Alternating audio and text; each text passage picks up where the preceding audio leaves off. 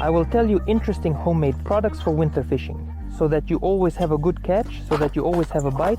And the main thing is that all homemade products are secret, so that fishermen do not know where they are and how you hide them. Friends, there will be an interesting video, there will be fish, there will be tricks. Watch until the end, leave comments and subscribe to the channel. Let's go, friends. Enjoy watching. And the first thing I want to tell you about is this, of course, is the ice fishing tip-up. How to make it, how to properly equip it, and how to fish with it. I'll explain everything to you in detail right now. Ice fishing with tip-ups is great because no one knows where you're setting them up or how long they've been there. To set up a tip-up, you need a hole and bait. First of all, of course, we unpack it. You can set up tip-ups at absolutely any depth. No one will know about them except you. We measure the depth when the weight touches the bottom. We lift it up a little and insert it into the cut we made on the pipe. The line holds very well in the cut. That's why I said to take a thick diameter so that we could do it easily. Now we just thread everything through here. Now we just thread the bait in here and lower it all under the ice to work. For these types of fishing, I use either roach or bleak as bait, and the bait lives really well and for a long time. As a rule, I thread the live bait under the upper fin. Now we lower it into the hole, letting out all the line to the desired depth, and then we attach the tip up. This is how we thread the rod in here, and it goes above the hole, while this part will be under the ice. It never freezes over and is always in a suspended state. In working condition, all that you have left is a small stick above the hole. So the tip-up is completely inconspicuous. Who knows what's in that hole? Maybe it's also an ice fishing tip-up. As you may have already understood, the tip-up is a very clever piece of gear. Let me tell you how to make it. The tip-up itself is made very simply. For this, we need any PVC pipe. Such a diameter. The bigger one. This is already a plastic pipe with a diameter like this. And any color or size that we like. Let me show you, for example, with this small pipe. The length of the pipe in my case is about 20 centimeters. You can make it short or you can make it longer, whatever you prefer. So initially we take a piece of pipe, 20 centimeters long. PVC pipe is very soft and easily withstands any mechanical impacts. After we've cut the piece we need to make two notches about 3 to 4 centimeters long on one side and straight on the other side. There are markings on this pipe, so it will be easy. We make the notches quite carefully and evenly. Here's what we ended up with. This is where our fishing line will be secured. Here we have the notches, and on the opposite side we just need to make two holes. We move back a few centimeters and just make a hole with a knife. On one side, and opposite it on the other side, everything is exactly the same. Of course, we use a knife to clean up all the burrs that we left here. And then everything is very simple. We take the fishing line and wrap it. I usually wind about 10 meters. At least for making tip-ups, I use the simplest tackle with a line diameter of a hook size 4 or 6. Any swivel you like. You can also choose a smaller or larger one. Just make sure to use good fluorocarbon. I also have a weight with an olive shape, around 3-4 grams for the line. I secure it through these two holes and tie a good knot. When we cut off all the excess parts, we leave a few millimeters so that when we pull tight, the line doesn't just come apart. Well, that's it, as I said, just evenly. Now we wind it up. We wound the fishing line and tucked the free end into our slot, into the cut. Next comes the main part, which is the leader, the hook, and the swivel. The leader is made of fluorocarbon, as I mentioned, about 20 centimeters long. I have it set up. The main part is the same for me, fluorocarbon leashes and tees, swivels. I knit the same way both on a stationary tip-up and on a nice tip-up. There's no difference here at all. Initially, we thread the weight onto the free queen. I have a weight, as I said, 3-4 grams. It's very heavy, I never use it. It's important for the sinker to be sliding From the free queen that we have, we tie our swivel here. I always use it for all connections. The clinch knot, but with thick line, you need a lot of turns. You won't be able to do it, so 3 to 4 turns will usually be enough, I always think. I've never had this knot come undone on a tip-up. I thread it through and tighten it. Alright, now we're packing up the gear, and I'm securing everything with a rubber band so it doesn't unravel. A regular office rubber band, doubled up.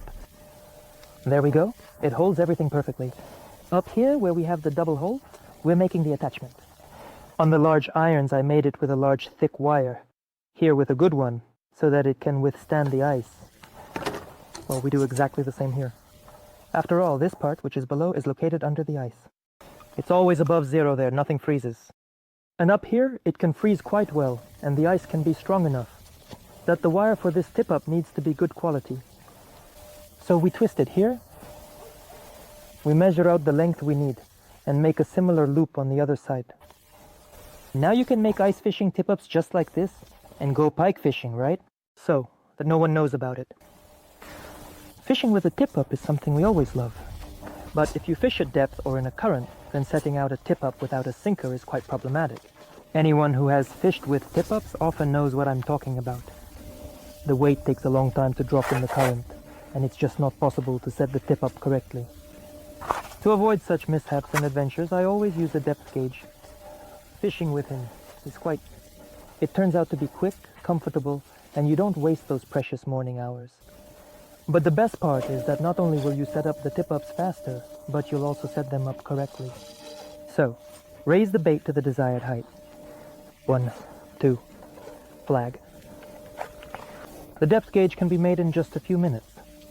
But the time you spend making it doesn't compare to the hours and struggles you'll save. When measuring depth, in my opinion, this kind of depth gauge is for tip-ups. The easiest way is to make it from a 2 to 3 ounce lead weight and a regular bell. We don't need the bell itself. In this case, we just need the clip. We use the bells in the summer for other hacks, so let's set them aside. The places to attach the bells, we can bite it off. We don't need it. A small piece of wire is also needed, about 20 centimeters. That will be enough for us. We thread the wire through the weight. There's already a hole here. And we thread it through this hole into that clip. Whoa! We bend this thing. So we end up with something like this. I measure it in such a way that the clip is at the top and the weight is at the bottom. And the bottom part, we just twist them together well. And we bite off the excess. Well, of course, we won't leave everything sticking out like that. We carefully bend all of this. Guys, there's an important detail here. How do you attach it? Depth gauge. Some attach it to the hook, but some manage to sprinkle it higher. Right here. For the swivel itself, like this from the top, both will work, of course. But depending on where you place the depth gauge, behind the weight or behind the end of the leash, the number of turns you make will change when you lift the live bait. I recommend placing the depth gauge right behind the hook and lifting the rig by 1 to 2 turns. Exactly 1 to 2 turns will lift your bait off the bottom if you measured the depth with the gauge at about 20 centimeters. Well, here it is. You gotta take it, or I'll hold it. I'm waiting for him. You often ask me, Sergey, how to keep bait so it lasts a long time. Guys, of course, there is a special can for this. There are a bunch of barrels, as I say, at home in the cellar at a positive temperature. But if you fish quite often in the river, it's best to keep it in a bottle, right in the river, hidden from everyone. Now I'll tell you how to make such a trap for storing bait and what its advantages are. Well, as you understood, we need a bottle. This bottle should be 5 liters, 10 liters, or maybe 2 to 3 liters, depending on how many baits you have. A piece of wire and some kind of stick. We start by taking any knife and making small holes in the bottle, just piercing it. There should be a lot of them, but at the same time, our bait shouldn't fall out. I think anyone can puncture a bottle. We drilled the bottle full of big holes. At the top, where the lid is, and underneath it, where the neck is, we tightly tie a piece of wire or a good rope if you don't have wire. And of course we squeeze it tightly so nothing falls off here. Now we take the stick that we have prepared and grab the edge of the stick. We tie it. Now we take our device, grab the spear and head to a spot where there are fewer people so no one sees you. Where you will leave your stash. If you use a 2-3 liter bottle and the live bait is small, perhaps your bottle will fit into a regular hole. But I have a big bottle, so I need to make more holes with the pick.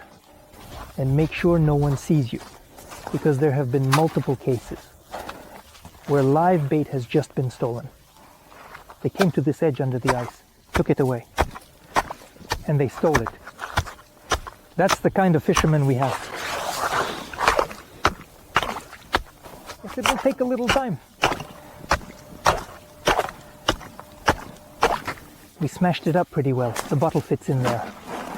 We submerged the bottle, which allows it to fill with water. As the water fills up, it will start to sink. Guys, while the water is filling up, I want to tell you what the advantage is. Look, here. You'll always have a consistent temperature for storing the bait. You'll have clean running water here. That is, we made a lot of holes, and the water will be changed and washed all the time. It won't stagnate in the bottle. You'll come to fish with the bait that you could have stored at home, right in your water, which gets stagnant and sits in the warmth somewhere. Some people just have nowhere to store it. Here, simply, you'll take a ready-made fresh one. It will always be fresh and alive here, and it can live here for months until the ice melts, so to speak. If your bait is really big and doesn't fit through the neck of the bottle, you can make a cut here, just like this, and push it in from the side. We toss the bait in there. Look, it's swimming. We lower it down. We screw on the cap, the water is filling up, and we sink the bottle. Let's check to make sure the stick is tied well, and then we lower it in. That's it, it's sunk, and we lay the stick on the brake. You can cover it all up really well with snow. Hide it. Especially if the snow is fresh when it falls, then no one will know, except for you, that you have something here. It's really upsetting to lose your favorite jig. It's expensive but catches well. Not to mention the balances, our favorites that we fish with. Season 2. When we fish, we always think that there are fish near the branches and snags. That's right, it hides there. But very often this way, friends, we can cover it up there. Our favorite is either a balancer or a jig. It could be reeds, an old net, some kind of screen, a bottle, anything. To avoid forgetting your favorite tackle at the bottom of the river, there's this thing called a release. Now I'm going to tell you how to make it. To make a release, we need a few nuts. Depending on the conditions of your fishing, line, my 6-meter, and a snap. I use a snap from my spinning rod. Here's a little snap. It will be perfect for our purposes. Guys, it's all very simple. If you and I use a hook to unhook the balance beams, we need a heavier nut and a larger load. If it's jigs, then of course something smaller and more delicate. It all depends on what you've got stuck there. I will use it. The fishing line and this little nut. All you need to do is thread a piece of wire through the nut, like this, and thread the clasp through from above. Twist all of this together. Again, make sure to twist everything tightly so that nothing comes undone by itself. All we need to do now is tie the fishing line with the free end to the cork or to the nut itself. Let's imagine that we've snagged a jig on the bottom. So, there's some kind of branch in the river, right? The jig is stuck deep, it can't come off. What should we do? That's where the release tool comes in. We take the release tool and hook it onto the line. At the very top. It's rolling down under our weight, right? We pull it tight, it rolls, and we just knock off the jig like this. With up and down strikes, pulling it tight and then letting it go. With a sharp strike. This is how our jig simply flies off. That is, as you understand, the unhooking is done simply, but it saves expensive jigs and balancers. Friends, the next DIY project will be from Sergey Ivanovich. He made himself a feeder, a large volume baiting device, out of a regular tin can. Anyone who watches my videos has seen that this is done quite simply. In just a few minutes, I quickly made the lip. Yeah, look at this on the feeder. Football, good measure, the can. You leave the code. Then I was peeking in. Then like this, oops, damn, I twisted it. Need to put another one on. Well, we'll show you how to catch whitefish later when we go. Then like this, I just put a weight. Here, I'll go through it. Yeah, there's a lot here. There's a lot. What are you doing? Don't buy too much later. Oops, oops, oops. I'll find just once to the bottom. Oops. And that's it. It's also done very simply. Any tin can, with a lid or without. I'm going to use the lid. It will help us open the bottom part. And let's go. We take a knife and make a hole right here at the edge. First of all, we also make a small hole right here at the edge. The next hole will be right here. Now we connect the lid and the can through our two holes. This is where the feed will be poured in and closed. Our feeder, our feeder is almost ready. We just need to make one more hole right here on the side. We pierce it, so we put a piece of wire here and make a loop. That's it, the feeder is almost ready. Now we take thicker wire and firmly make a clip like this. For the feeder, we also use thick fishing line. That's it, the feeder is ready. It works on the same principle as other feeders. We open it, pour in the bait, insert the fork, and pull it tight here. The fork goes here in the lid like this. Oops, and we inserted it into this groove. Done. We slowly lowered it to the bottom, lowered it, then pulled it up from the bottom. The lid opened and the food fell out. Also a small upgrade. You can attach a nut here, screw on some wire so that the feeder works properly, and when we opened it, it would release the bait faster. Guys, if you liked everything, please give it a thumbs up, leave a comment under this video, and subscribe to my channel. I wish you all good luck. May you always have a bite and tight lines. No scales.